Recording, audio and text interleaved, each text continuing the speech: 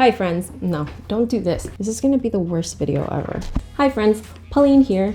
If you're anything like me, you have very little knowledge of how our government works. And we can thank our awesome education system for that. And that's a whole nother topic. With a very important election coming up, I really wanted to become an educated voter. It's something that I have never put a ton of effort into, and I'm not super proud of that. So what I've been doing for the last month-ish is working on expanding my civic education. But it's also really overwhelming to take the time to sort through all of the information out there about how our government really works. I know that there's gotta be at least one person out there that is in the same boat as me. So I thought, why keep this information to myself? I really want to share it, and hopefully it could help at least one person to feel a little bit more confident about being an engaged citizen in America.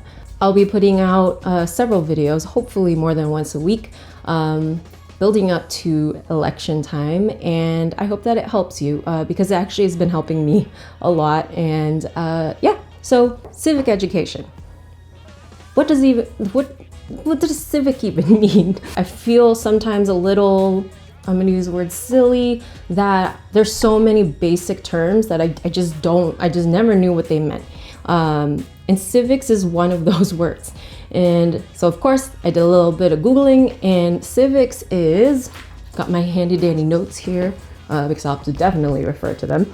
Civics, a social science dealing with the rights and duties of citizens. Civic education is understanding your role in a democracy, or how our democratic processes work. And that will allow you to be a knowledgeable and informed and engaged citizen. Don't know why I closed that, because it just said I'm gonna need these notes. I used to very much feel in the past that my vote didn't count. I felt it didn't really matter that I voted. And really what that came down to was I just wasn't confident. I didn't feel empowered as a citizen to really, again, have that knowledge to have an educated opinion on something. So with all that being said, in this video, I'm going to start with the basics. What are the three branches of our government? If you're anything like me, that was a tough question. So there's that. And something else that I learned that, again, I had no clue about because I'd never looked into this, is that in the US Constitution, Article 1, 2, and 3 each break down not only just each branch of the government, but essentially like what they each do, what type of powers they have, what type of powers they don't have. So 3 branches of government. We got the legislative branch, the executive branch, and the judicial branch. What do each one of those branches do? The legislative branch makes laws, the executive branch enforces laws, and the judicial branch interprets law and the Constitution. The legislative branch are the law-making people, and Congress is essentially the legislative branch. And Congress includes 2 houses, the Senate and the House of Representatives. The executive branch, of course, most of us know. It's the president and vice president and the cabinet. And the interesting thing is we put a lot of effort into understanding this branch, or a lot of effort into putting lots of importance around the president and vice president. And of course, makes sense.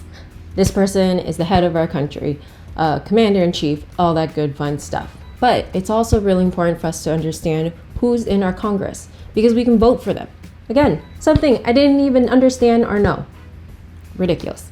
And lastly is the judicial branch, which includes the Supreme Court and any inferior courts that have been created or established by the Congress. All of these multiple branches, different thingies, right, is basically there to help not allow one person or one group to dominate the entire government. I think I'm gonna end it there. Like I said, I really wanted to just start off with the basics and give you guys like really quick pieces of information that may help you become a more educated citizen. I really hope that some of this is helpful to you. Leave me a comment and let me know if it is, and maybe let me know if there's like a specific topic that you'd like me to cover. I think the next one that I'm going to cover is a little bit about how our state governments or local governments differ from how our federal government is laid out, because one of the interesting things I learned is that there isn't really anything in the US Constitution about how the state governments are supposed to be laid out. Again, I hope that this was helpful, and yep, that's it. Bye. It was horrible.